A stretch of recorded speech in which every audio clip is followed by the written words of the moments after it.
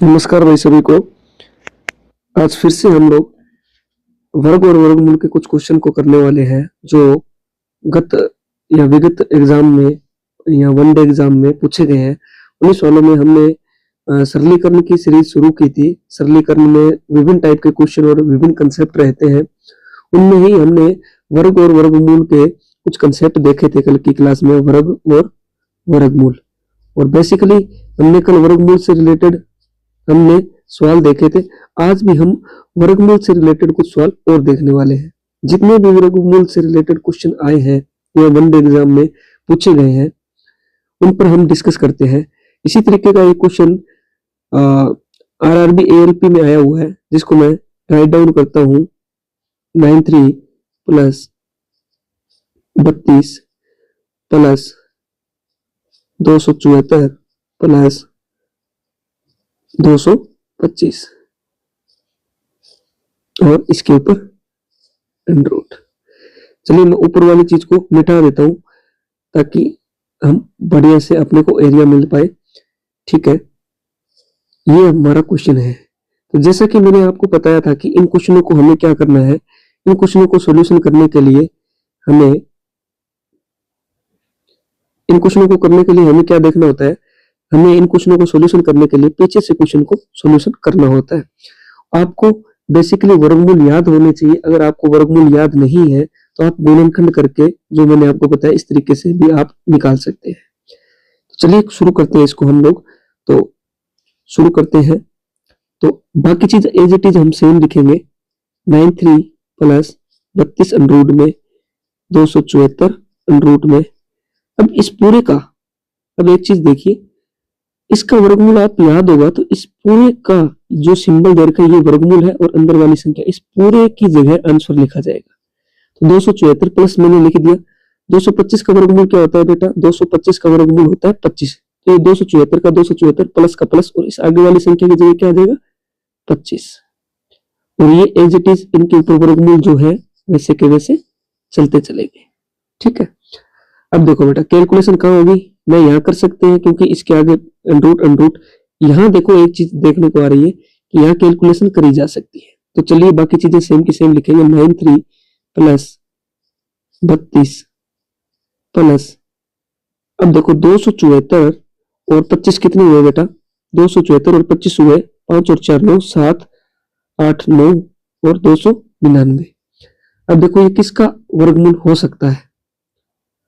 Sorry, एक चीज मैंने यहाँ गलती कर दी है। ये 25 नहीं आएगा बेटा, 15 का वर्गमूल होता है 225, 15 का। ठीक है, तो 274 में हम लोग वापिस से 225 ऐड करेंगे। 274 में 15 ऐड करेंगे तो कितना बनेगा? 5 और 4 9, 7 और 1 8 और 289। अब सही जाएगा बेटा। अब हम वापिस से देखते हैं। अब 289 किसका वर्गमूल होता है? 289। नेक्स्ट स्टेप में लिखते हैं 93 का 93 प्लस 32 प्लस 289 किसका वर्गमूल होता है बेटा? ये होता है 17 का। किसका होता है? 17 का। तो 32 का 32 प्लस इसका क्या आ जाएगा? 17। ठीक है, और वापिस हम क्या करेंगे? चीजें एज इट इज लिखते चलेंगे और इसके अंदर इस चीज को हमें पता चल रहा है कि बाकी सोल्यूशन तो है ही नहीं, सोल्यूशन यही बन रहा है। इनको प्लस करने पर ही कुछ चीज निकल के आ सकती है और यहाँ तो देखो प्लस हो ही नहीं सकता क्योंकि इसके जस्ट बाद वर्गमूल आ रहा है। चलिए लिखते हैं 93 का 93, 32 और 17 कितने हुए बेटा? 7 8 9 और 3 और 1 4 और ये 93 वाला वर्गमूल।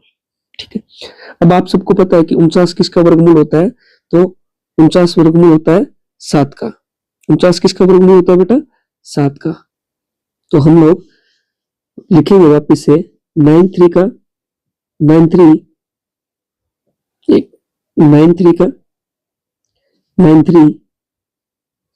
प्लस 49 का वर्गमूल इस पूरी जगह क्या आ जाएगा बेटा? 7 प्लस का 7 और 93 के ऊपर वाला रूट एज इट इज चलेगा। अब 93 और 7 कितने हो गए बेटा? कितने हो गए? 100। अब 100 का वर्गमूल आप सब लोग जानते ही हैं, क्या आएगा? 10। तो इसी तरीके से हमारा आंसर क्या निकल के आ गया? 10। आई होप आप सब इस चीज को समझ पाए होंगे। आज आपने इसी तरीके का दूसरा क्वेश्चन आपने किया है तो इसमें आपने देखा है कि किस तरीके से वर्गमूल वाले क्वेश्चन करते हैं। एज इट इज वर्गमूल को सेम रखते हैं और पीछे से क्वेश्चन को सॉल्व करते हुए चलते हैं। और जब पीछे वाले एक चीज का आप वर्गमूल निकालेंगे, आप क्वेश्चन में एक चीज देख लेना, जब आप पीछे से क्वेश्चन को सॉल्यूशन करो तो आपको पूरा पूरा वर्गमूल मिलेगा। आप ये देख रहे हो कि अगर आगे से सॉल्यूशन करते तो 9-3 किसी भी हालत में आप इसको सॉल्यूशन नहीं कर सकते थे, क्योंकि ये चीज सोल्व ऐसे नहीं हो सकती, क्योंकि इसमें ये पूरी अमाउंट है, इसमें ये पूरी की पूरी चीज है और इसका वर्गमूल निकल नहीं सकता। तो पीछे हमें पता चल रहा है कि पीछे जैसे 225 था, ओनली 225 था और इसके ऊपर वर्गमूल था, तो हमें पता था कि इस चीज को आसानी से सॉल्यूशन किया जा सकता है। और पीछे धीरे धीरे आगे बढ़ते चलेंगे और ये चीजें जुड़ती चलेगी और वर्गमूल निकलता चलेगा। तो इस तरीके से आप इस चीज को सॉल्यूशन कर सकते हैं। बाकी चीजों को सेम रखना है और पीछे से सॉल्यूशन धीरे धीरे स्टेप बाय स्टेप करते चलना है और आपका आंसर लास्ट में निकल जाएगा। चलिए इस तरीके के एक आध क्वेश्चन को और देख लेते हैं, ताकि आपको आसानी से अच्छे से समझ में आ पाए। ठीक है, चलिए आई होप आपको ये सब चीज समझ में आई होगी। इसको थोड़ा हटा देते हैं यहाँ से और नेक्स्ट क्वेश्चन लेते हैं बेटा। नेक्स्ट क्वेश्चन लेते हैं, दे रखा है 51 प्लस उसके बाद अंडरूट में 134 प्लस 5 और उसके बाद अंडरूट 42 प्लस 16, इसके ऊपर भी अंडरूट रह गया। देखो 51 plus 134 plus 5 under root 42 plus under root 16 plus under root 9। अब देखो इस क्वेश्चन में थोड़ा सा चेंज है, जो 42 के ऊपर अंडरूट है वो पूरे पे अंडरूट है और उसके बाद ये 16 और 9 अलग अलग है और उसके बाद 134 पे देखो एक बार फिर से मैं मोटा मोटा लिख देता हूँ, इसको आपको समझ में आए या नहीं आए एक बार आपको दोबारा से लिख देता हूं मैं। देखो क्या है, इसमें 51 दे रखा है, ठीक है, संख्याएं दे रखी है, फिर दे रखा है अंडरूट 134, अंडरूट 134, ठीक है, प्लस में 5, फिर अंडरूट दे रखा है 42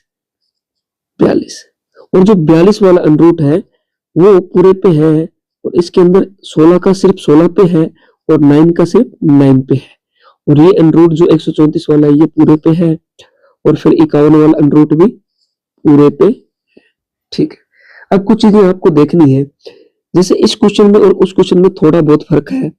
क्या फर्क है कि उसमें सभी नंबर पे अंडरूट था, तो अभी क्या देख रहे हो कि आप 51 पे अंडरूट देख रहे हो, उसके बाद 134, यहाँ देखो 5 पे अंडरूट नहीं है, ये दोनों का एक संख्या निकल के आई, फिर 42 पे है और फिर 16 और 9 पे अलग अलग है। तो हम उसी सवाल की तरह एज इट इज इसको पीछे से सॉल्यूशन करेंगे, तो हम बाकी चीजों को सेम लिखते चलेंगे, 51 और इसके ऊपर जो अंडरूट है उसको अंडरूट, फिर देखो फिर आएगा 134, इसको भी नहीं लाएंगे 134, ठीक है, प्लस 5 और जो 42 का 42 अंडरूट है। अब देखो पीछे से सॉल्यूशन करेंगे तो हमारे पास दो अलग अलग अंडरूट दे रखे हैं, तो इन दोनों को अपन अलग अलग सॉल्यूशन कर सकते हैं। 16 का अंडरूट क्या हो गया बेटा 4 और आगे क्या है प्लस, 9 का अंडरूट क्या हो गया बेटा वर्गमूल 3, ठीक है।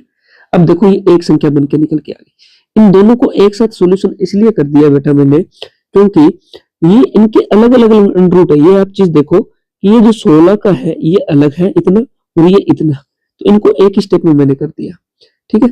अगर ये 16 का ऊपर होता तो पहले 9 वाला सॉल्यूशन होता और फिर वो संख्या 16 में जुड़ती, फिर इनका होता। जिस तरीके से देखो अब इनका एक साथ हो गया, अब इस संख्या को पूरी को ऐड करेंगे, ऐड करने के बाद एक ऐसी संख्या आएगी जिसका ये पूरा वर्गमूल निकल जाएगा। उसके बाद ये 5 है, ये देखो इसका भी देखेंगे हम, इसका मतलब क्या है, ठीक है।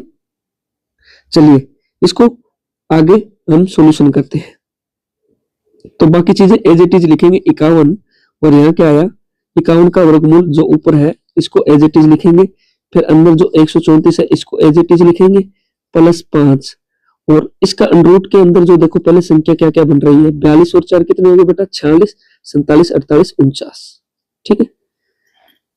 चलिए ठीक है, अब देखो अब आप बोलोगे पहले तो इसका वर्गमूल निकालेंगे, देखो बाकी चीजें सेम की सेम, 51 का अंडरूट 51 पे, उसके बाद फिर आएगा प्लस 134 पे अंडरूट प्लस 5 और 49 का अंडरूट क्या निकल के आएगा बेटा 49 का आएगा 7।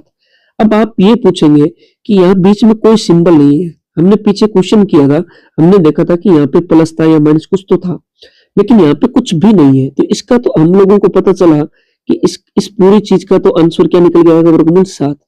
लेकिन बाहर सीधा 5 है, तो ये किस में आएगा बेटा, ये इसके मल्टीप्लाई में है। जहां कोई सिंबल नहीं दे रखा होता वहां किसका होता है, मल्टीप्लाई का। चलिए अब लोग वापस उसी कलर को यूज करते हैं।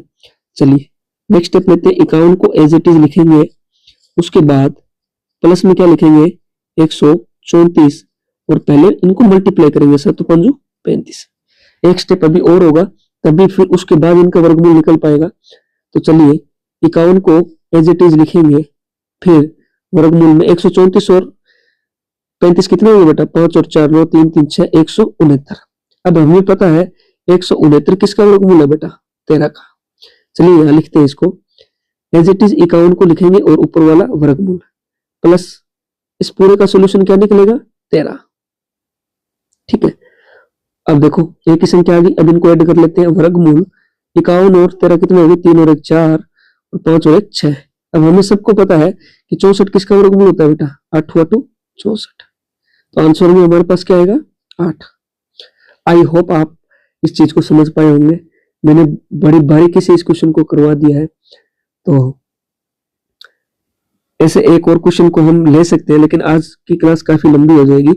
बाकी हम सरलीकरण के, वर्गमूल के जितने भी क्वेश्चन पीछे आए हुए हैं उन सब क्वेश्चनों को हम करेंगे। तो आज के लिए इतना ही, बाकी क्वेश्चन को हम कल देखेंगे। धन्यवाद।